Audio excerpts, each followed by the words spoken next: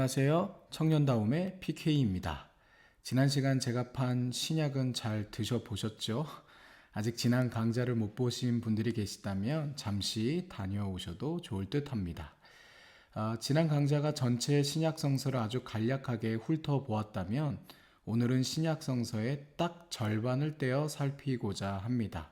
그래서 오늘은 4개의 복음서와 플러스 사도행전 이렇게 5권의 책을 그냥 쭉 훑어보도록 하겠습니다.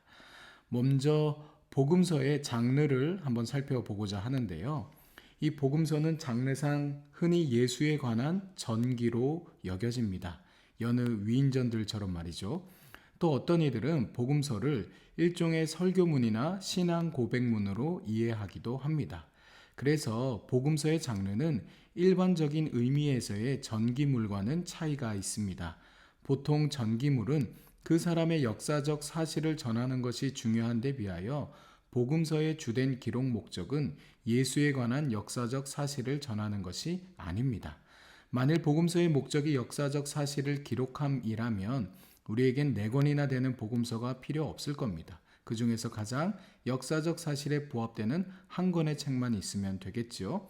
더구나 각각의 복음서는 상충되는 점도 많이 있기 때문에 오히려 혼란만 가중시킬지도 모릅니다. 하지만 그럼에도 오늘 손에 들려진 신약성서에는 한 권이 아닌 4권의 복음서가 들어와 있죠. 왜 그러할까? 여러분의 이해를 돕고자 가볍게 퀴즈 하나 풀고 가도록 하겠습니다. 다음 중 예수의 얼굴을 고르시면 되겠는데요. 과연 어느 그림이 진짜 예수를 그린 그림일까요? 정답은 1번, 2번, 3번, 4번 모두 다 예수님의 얼굴입니다. 사실 우리에게 친숙한 예수의 얼굴은 서양인의 눈에 비춰진 1번과 같은 얼굴일 거예요. 하지만 실제 예수께서 사셨던 지역, 곧 고대 팔레스타인 지역에 사는 사람을 고증한 예수님의 실제 얼굴은 2번에 가까울 거라 합니다. 3번은 흑인의 모습으로 재해석된 예수님의 얼굴을 그린 그림이고요. 이 4번은 뭔가 심리적으로 우리가 아는 예수님과는 거리가 있어 보이지만 이 그림 또한 동양인의 시각으로 재해석된 예수님이십니다. 우리가 어떤 역사적 인물에 대한 평가는요, 시대적, 문화적 맥락에 따라 얼마든지 재해석이 가능하죠. 우리나라 입장에서 보자면 이순신 장군은 위대한 영웅이지만 일본의 입장에서는 전혀 그 의미가 다르듯 말입니다. 그래서 이처럼 역사 속에 다양한 예수님에 관한 초상이 등장하게 된 건데요. 시대와 지역에 따라 예수님의 이미지는 이처럼 재해석되어 왔습니다. 그렇기에 고정된 예수의 얼굴이라는 것은 존재하지 않죠. 우리 복음서가 한 권이 아니라 4권인 이유도 마찬가지입니다. 복음서는 예수에 관한 전기이지만 역사적 사실을 전달하고 팩트 체크를 하는 것에 목적이 있지 않습니다. 다만 각각의 저자가 자신들의 관점과 상황, 필요에 따라 예수에 관한 여러 역사적 사실들을 취사 선택하여 예수가 그리스도라는 복음과 신앙을 전파할 목적으로 기록된 책이기 때문입니다. 그러다 보니 한 권이 아닌 4권의 복음서가 등장하게 된 건데요. 좀 전에 살핀 다양한 예수의 초상들처럼 마태, 마가, 누가, 요한 각 복음서 저자의 관점과 그들의 필요, 그들이 처한 상황에 따라 4권의 복음서가 나오게 된 것입니다. 이처럼 4권의 복음서가 우리에게 있다는 것은요, 예수님에 대한 우리의 이해를 더욱 풍성하게 만들어주는데요. 우리가 앞에서만 예수를 바라본다면 그의 뒷면을 보지 못하듯 마치 동서남북 각기 다른 방향에서 예수를 바라보게 되었으니 예수에 대해 더욱 풍성하게 우리가 알아볼 수 있겠지요. 우리는 예수는 그리스도라는 이 복음 메시지를 각 저자의 개성과 관점에 따라 더욱 풍성하게 듣게 된 것입니다. 그렇다면 이와 같은 4권의 복음서가 우리 손에 오기까지 어떤 과정들이 있었을까? 일단 지난 강좌에서도 말씀드렸듯 예수의 지상에서의 사역 이후에 점점 시간이 지남에 따라 제자 공동체 가운데 예수에 대한 기억도 희미해지기 시작했습니다. 그러다 보니 이를 공적인 문헌으로 기록해서 남겨둘 필요가 대두되었는데요. 물론 각 복음서 저자들이 갖는 특수한 목적도 있었을 텐데 이에 대해선 좀 뒤에 나눠보도록 하고요. 어찌되었든 이제 제자 공동체는 예수에 대하여 떠돌던 구전이나 쪽복음이라 불리는 문서들을 모으기 시작했고 이를 하나의 기록으로 남기기 시작했습니다. 복음서의 형성 과정에 대해선 여러 가지 이견들이 있으나 오늘날 학자들의 주된 과정을 간단히 소개하자면 다음과 같은데요. 우선 거의 대부분의 학자들은 마가복음이 가장 먼저 기록되었을 것으로 봅니다. 그리고 이 마가복음의 영향을 받아 마태와 누가복음이 기록됩니다. 그런데 마가에는 없지만 마태와 누가복음에 공통적으로 들어가 있는 예수님의 어록이 등장하는데요. 이 때문에 별도의 예수의 어록 모음집, 큐라고 부르기도 하는데 이 같은 어록 모음집이 존재했을 것이라 어떤 학자들은 그렇게 추정하기도 합니다. 또한 각 복음서별로 독특한 자료들도 있기에 복음서로 만들어지기 이전에 선행하는 각각의 특수 자료들도 있었을 것으로 추정이 됩니다. 이처럼 마태, 마가, 누가는 서로 겹치는 부분들이 많기에 같이 본다는 의미로 공관복음이라 부르기도 합니다. 물론 공관이라는 말 때문에 세 복음서가 공통의 관점으로 기록된 것으로 오해되기도 하지만 편의상 같이 이렇게 세 권을 놓고 볼 수 있다는 의미에서 공관이지 엄연히 각 복음서의 관점에는 큰 차이들이 존재합니다. 그리고 요한복음은 공관복음과 주고받은 영향이 미비했을 것으로 보여져서 별도로 기록이 되었을 것으로 여겨집니다. 물론 그렇다고 하더라도 이 요한복음의 저자가 공관복음을 전혀 몰랐다 이렇게 볼 수는 없을 것 같아요. 이러한 형성 과정을 알면 왜 어떤 이야기나 어록은 모든 복음서에 들어있고 또 어떤 것들은 마태와 누가에만 있고 또 어떤 것은 요한에만 있는지 우리가 이해할 수 있게 됩니다. 자, 그럼 이제 각각의 복음서에 대하여 알아볼 텐데요. 앞으로 청년다움을 통해 성서 각각의 책들에 대하여 보다 자세한 강좌들이 나올 예정이기에 오늘은 정말로 빠르게 훑어만 보도록 하겠습니다. 제일 먼저 마가복음을 훑어보죠. 이 마가복음 총 16장으로 구성되어 있고요. 신약 성서의 위치상으로는 두 번째 책입니다. 그런데 왜 마가부터 이야기하느냐? 그것은 앞서 말했듯 마가가 제일 먼저 기록이 되어서 그냥 그렇게 하려고요. 자, 우선 마가복음의 저자부터 알아보겠습니다. 마가복음 누가 기록했을까? 정답은 익명의 그리스도인이에요. 누가 기록했는지 저자 미상이라는 건데요. 다만 교회는 전통적으로 마가라는 사람이 신약성서의 순서상 두 번째 복음서를 썼다고 생각하였고 그 마가는 사도행전과 신약의 다른 서신에 등장하는 요한 마가라고 전해지고 있습니다. 이러한 초대교회의 보편적 견해를 거부할 다른 이유는 없는 듯하니 마가가 마가복음의 저자라고 해도 별 무리는 없을 듯합니다. 그렇다면 마가는 언제 어디서 복음서를 기록했을까? 이 역시도 우리는 추정할 수밖에 없는데요.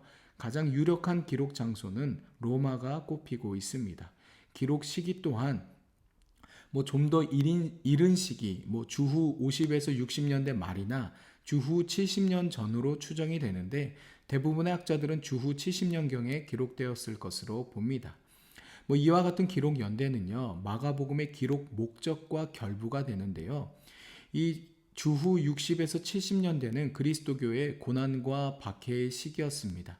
특히 64년은 로마의 네로 황제의 대대적인 박해가 있었으며 이 시기 즈음의 초기 교회는 위대한 두 지도자인 베드로와 바울을 잃게 됩니다.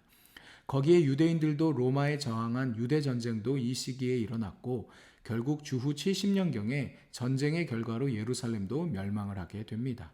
결론적으로 이 시기는 박해와 전쟁, 고난으로 점철된 10년의 시간이었고 마가는 고난과 박해를 당하고 있는 그리스도인들을 위로하고 격려하며 믿음을 잃어버리지 않도록 복음서를 기록했을 것으로 보여집니다.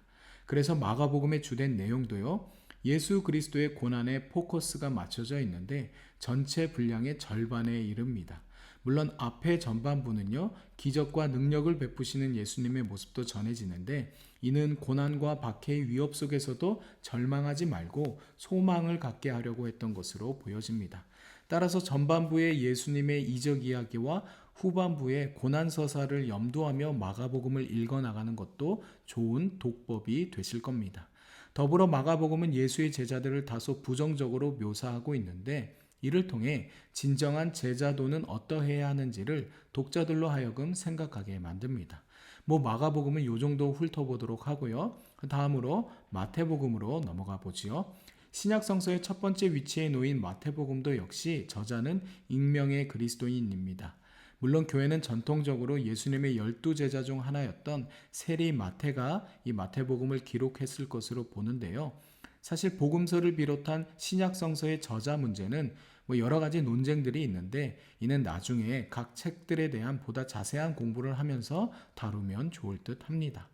이어서 마태복음의 기록 장소가 가장 유력한 곳은 시리아 안디옥 지역으로 이 바울을 선교사로 파송했던 안디옥 교회가 있었던 곳입니다. 특별히 이 지역은 규모가 큰 유대인 거주 지역이 있었는데 이 같은 지역적 특성과 그 복음서의 내용상의 이유로 아마도 마태복음의 주된 독자가 유대계 그리스도인이었을 것이라 추측이 됩니다. 마태복음의 기록 시기는요, 주후 80에서 100년 사이로 알려져 있는데 분명한 것은 마가복음이 기록된 시기보다 나중이라는 겁니다. 어쩌면 마태복음의 저자는 마가복음을 앞에 펼쳐놓고 자신의 복음서를 기록했는지도 모르겠는데요. 어찌되었든 이 시기는 유대교의 중심부인 예루살렘이 멸망한 뒤였기에 유대교와 그리스도교 간의 격렬한 논쟁이 벌어진 시기이기도 해서 마태복음에는 유대인들을 포섭하거나 거꾸로 반박하기 위하여 유대적 색채가 많이 가미되어 있기도 합니다. 이 마태복음의 특징을 살피면요. 우선 마태복음에는 5개의 긴 설교들이 들어 있어요. 이 중에 5장에서 7장에 걸쳐 우리가 산상수훈으로 널리 알고 있는 그러한 설교도 주옥 같은 예수님의 말씀들도 있는데요. 이 같은 설교들이 수록되었다는 점에서 마태복음은 교훈적인 성격이 짙다라고도 할 수 있습니다. 더불어 마태복음에는요. 구약 성서가 여러 번 인용이 된 특징이 있는데 특히 구약의 말씀이 신약에 와서 성취가 되었다는 인용문이 10개에서 14개 정도 등장하게 됩니다. 본래 마태는 유대적 성격이 짙다고 했었죠. 그러니 구약의 예언이 신약에 와서 그리스도에 이르러 성취되었다는 것을 마태는 강조하고 있는 셈입니다. 그러다 보니 마가가 이적을 일으키고 고난을 당하시는 예수의 모습을 다소 격정적으로 묘사하고 있다면 마태는 구약을 재해석하시고 또 설교하시는 예수의 모습에 보다 강조점을 두고 있다고 할 수 있겠습니다. 다음으로 세 번째 복음서인 누가복음입니다. 누가복음은 누가 기록을 했을까요? 네, 누가입니다. 이 역시도 사실 익명의 그리스도인이라 해야겠지만 교회는 전통적으로 의사이자 바울의 사랑을 받는 동료 누가를 세 번째 복음서의 저자로 보았습니다. 누가복음의 기록 장소로는 역시 로마가 가장 유력한데요. 확실한 것은 팔레스타인 지역, 곧 유대 지역은 아니었을 거라는 거예요. 왜냐하면 누가복음의 주 독자가 바로 이방인 그리스도인들이었기 때문입니다. 누가복음의 기록 시기는 사도행전과 연관시켜 주후 60년대인 초기설과 주후 70년에서 80년, 더 뒤로는 90년에 이르는 시기까지 보기도 합니다. 물론 누가의 경우에도 마태와 마찬가지로 마가복음보다는 후대에 기록되었을 것으로 보여집니다. 누가복음의 주요 특징을 살피면요. 우선 신약성서에서 가장 긴 책이면서 사도행전과 깊은 연관이 있다는 점을 들 수 있습니다. 그래서 어느 학자들은 누가복음과 사도행전은 원래 하나의 책이었는데 분량이 길어 둘로 나누게 되었다 말하기까지 합니다. 내용적으로 볼 때 두드러진 특징은 이 누가복음은 가난한 자, 세리와 죄인, 여성, 이방인 등 당대 주류 사회에서 소외된 자들, 특별히 기댈 곳이 없는 자들에 대한 깊은 관심을 나타내고 있습니다. 이는 누가복음에만 나오는 예수님의 나사렛 회당 설교 중 가난한 자들에게 복음을 전하기 위해 왔다는 예수님의 선언을 통해서도 미리 엿볼 수 있습니다. 그러니 예수의 하나님 나라 사역은 단지 사람들의 영적인 구원만을 목적으로 한 것이 아니라 경제적, 육체적, 사회적 구원까지도 포괄하는 총체적 구원을 목적으로 한다는 것을 알 수 있습니다. 다음으로 비록 복음서로 분류되지는 않지만 누가복음의 후속편이 아니냐는 이야기를 듣는 사도행전을 훑어보겠습니다. 어떤 학자들은 누가복음과 사도행전을 아예 하나로 묶어 누가행전이라고 부르기도 합니다. 당연히 사도행전의 저자도 누가복음과 동일 저자가 유력시되고 있으며 따라서 사도행전도 누가 기록했을 것으로 추정됩니다.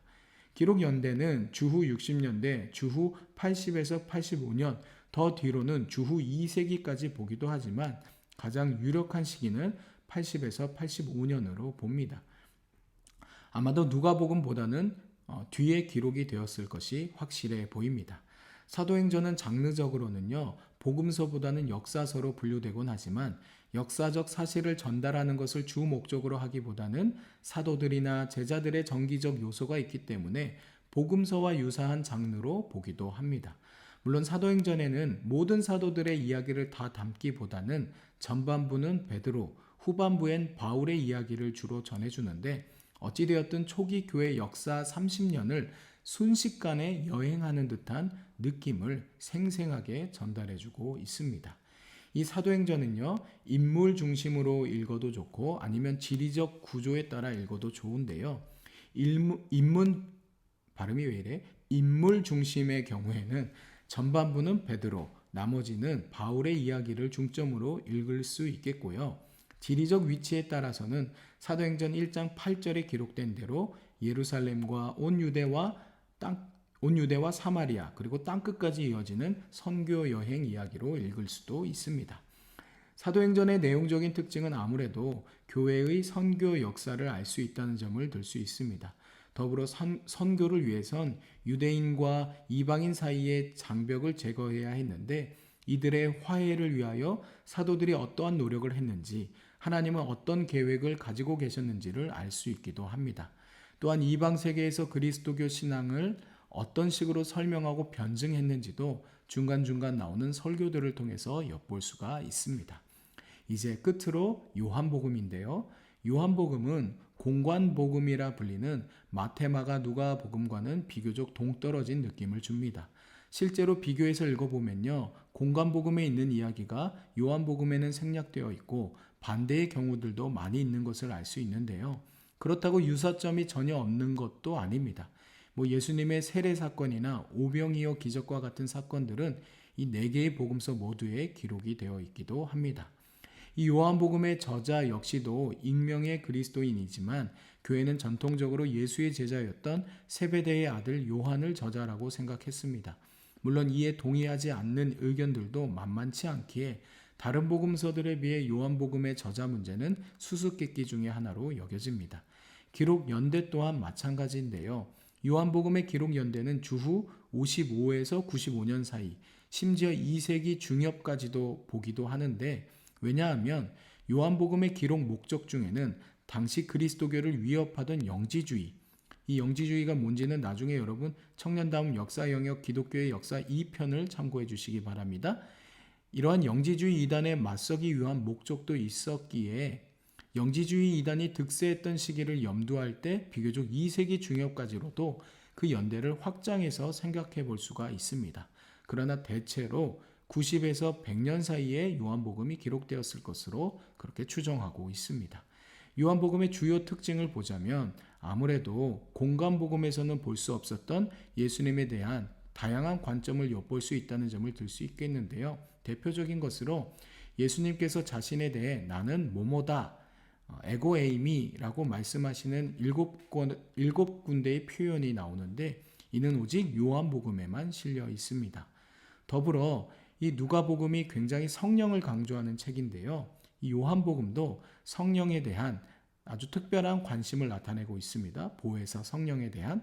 그리고 또 이 요한복음에는 사랑의 복음이라는 별명이 붙어 있는데 이 사랑 또한 요한복음의 중요한 주제라고 알 수 있습니다. 사랑이라는 단어의 빈도수가 다른 복음서와는 비교도 안 될 정도로 많이 나옵니다. 이 요한복음에 말이죠. 자, 오늘 제가 준비한 강좌는 여기까지입니다. 정말 각 복음서와 사도행전을 맛만 보는 강좌들이었는데요. 오늘 다 해버리면 청년다움이 나중에 할 게 없기 때문에 여기서 멈춰야 될 것 같아요. 물론 길게 하면 여러분도 안 들으실 것이 뻔하기 때문에 피차간에 여기서 멈추는 게 좋을 듯 합니다. 자, 다음 시간에는요. 신약 성서의 나머지 절반인 바울 서신과 일반 서신 그리고 계시록에 대해서 역시 빠르게 훑어보도록 하겠습니다. 그럼 모두 다음 시간에 뵙도록 하겠습니다. 고맙습니다. 안녕.